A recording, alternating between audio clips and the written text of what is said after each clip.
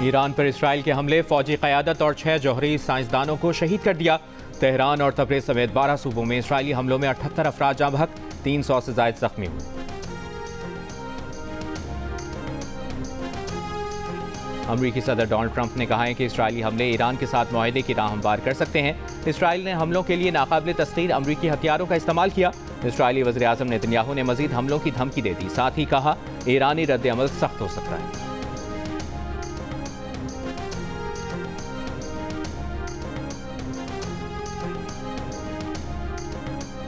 Iran का Israeli हमलों का जवाब देने का ऐलान। ईरानी supreme leader Ayatollah Ali Khamenei ने कहा है कि अब इसराइली हुकूमत सख्त तरीन सज़ा की मुंतज़िर रहे। ईरान ने जंग की इब्तिदा नहीं की, मगर इसका इख्तिताम ईरान के हाथों लिखा जाएगा।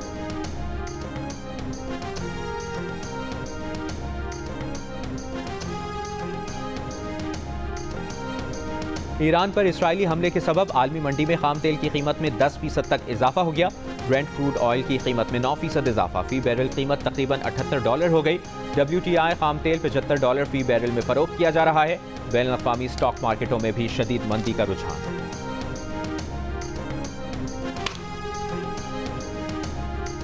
भारत का सिंतास मुआहदा मुअत्तल करना खित्ते में अमन खराब करने के मुतरादिफ है। भारत ने पानी रोका तो पाकिस्तान जवाबी अमली इक़दामात पर मजबूर होगा और रद्द-ए-अमल यकीनी होगा।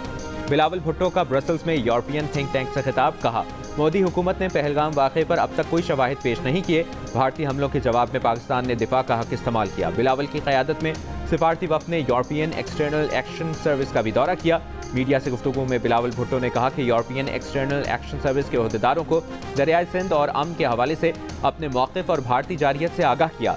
यूरोपीय यूनियन से अपील की कि वो अमन के लिए अपना किरदार अदा करे। अक़वाम मुत्तहिदा, बरतानिया और यूरोपीय यूनियन में मुस्बत रद्द-ए-अमल मिला है। सदर ट्रंप ने कल एक बार फिर मसला कश्मीर के हल के लिए सालिसी करने का कहा है।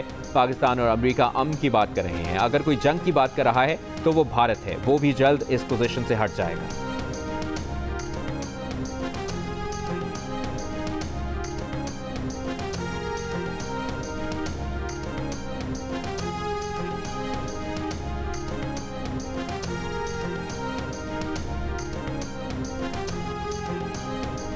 अमरीकी सदर ट्रंप ने एक बार फिर पाक भारत जंग रुकवाने में अपने किरदार की बात दोहरा दी। कहा भारत और पाकिस्तान से कहा कश्मीर पर दुश्मनी बहुत हो गई, वो सब कुछ हल करा सकते हैं। दोनों ममालिक के हुक्मरान अजीम हैं। उन्होंने दोनों से बात की।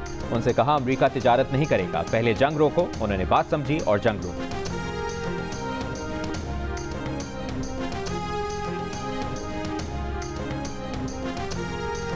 चेयरमैन सेनेट यूसुफ रजा गिलानी ने तनख्वाह बढ़ाने से लाताल्लुकी का इजहार कर दिया। कहा तनख्वाह बढ़ाने से उनका कोई ताल्लुक नहीं, उनसे किसी किस्म की कोई मुशावरत नहीं हुई। तनख्वाह वापस करने के सवाल पर कहा तनख्वाह वापस करा दें, अच्छी बात है।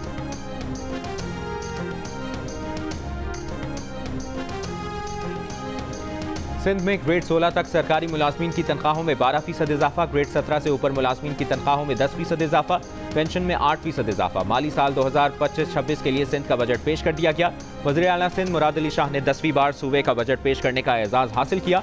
बजट तकरीर में कहा कि सालाना तरक्याती प्रोग्राम 520 अरब रुपए, तालीम के लिए सालाना तरक्याती प्रोग्राम पर 99.6 अरब रुपए, सेहत के लिए 45 अरब रुपए और आबाशी के तरक्याती मनसूबों के लिए 73 अरब 90 करोड़ रुपए मुख्तस। बल्दियाती हुकूमतों के लिए सालाना तरक्याती प्रोग्राम का हिस्सा 132 अरब रुपए रखा गया है। 2 लाख से ज़ायद किसानों को सब्सिडी और जदीद ज़रई मशीनरी की फराहमी के लिए हारी कार्ड का इजरा होगा। मुराद अली शाह ने कहा कि कराची में इंफ्रास्ट्रक्चर की बेहतरी के लिए बड़े पैमाने पर मंसूबे शामिल हैं। सड़कों की मरम्मत, सीवरेज और पानी की फराहमी के निज़ाम की बेहतरी के लिए रकूम मुख्तस की है।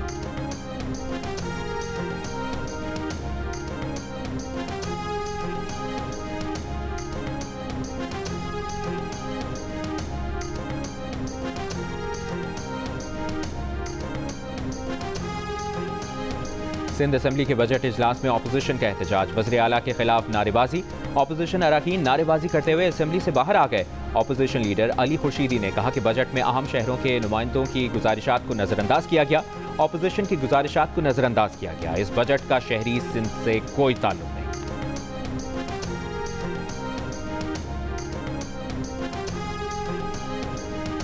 सिंध के वज़ीर इत्तलाआत शर्जील मेमन का कहना है कि आज के इजलास में MQM और PTI का गठजोड़ सामने आया, जिस पर MQM और PTI को मुबारकबाद देते हैं। MQM ने बजट इजलास में अपनी फ्रस्ट्रेशन का इजहार किया।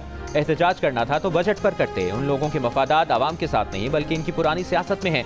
गुंडागर्दी करने वालों को पैगाम है कि पहले भी उनसे नहीं डरे, अब भी नहीं डरेंगे।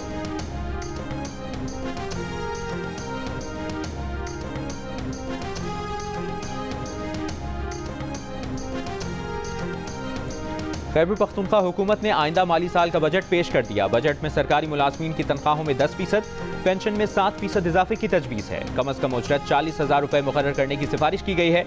बजट में सालाना तरक्याती प्रोग्राम का हुजम 547 अरब रुपये, जमशुदा अजला के लिए 160 अरब रुपये रखे गए हैं। सेहत के लिए 276 अरब रुपये, आला तालीम के लिए 50 अरब रुपये और यूनिवर्सिटीज़ के लिए बजट में 10 अरब रुपये रखने की तजवीज़ है। पुलिस के लिए 158 अरब रुपये और मवासलात के लिए 123 अरब रुपये मुख्तस किए गए हैं। पुलिस की कुर्बानियों के एतराफ़ में शोहदा पैकेज में इजाफा करने का भी ऐलान किया गया है।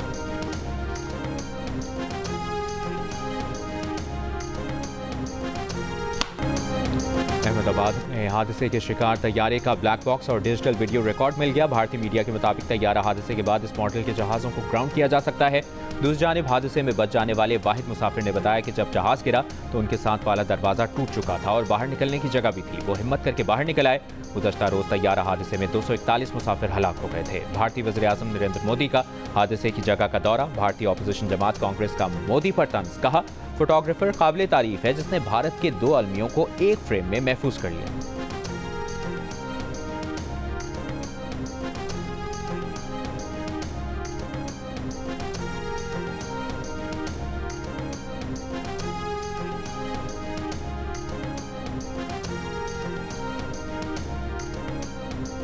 पाकिस्तानी शहरी मौजूदा हालात में ईरान और इराक के गैर ज़रूरी सफ़र से गुरेज करें।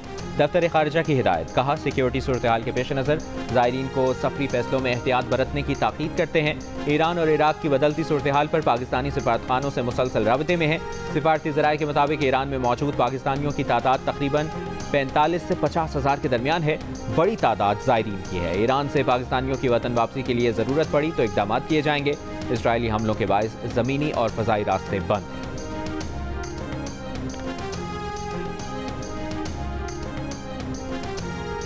वज़ीर-ए-आज़म शहबाज शरीफ की ईरान में पाकिस्तानी ज़ायरीन की बहिफाजत वतन वापसी में मुआवनत की हिदायत। दफ्तर खारजा में क्राइसिस मैनेजमेंट सेल कायम। वज़ीर-ए-आज़म का कहना है कि ज़ायरीन की बहिफाजत वतन वापसी के लिए तमाम मुमकिन वसाइल बरूए कार लाए जाएँ। सूरत हाल मामूल पर आने तक दफ्तर खारजा और ईरान में पाकिस्तानी सिफारतखाना अलर्ट रहे।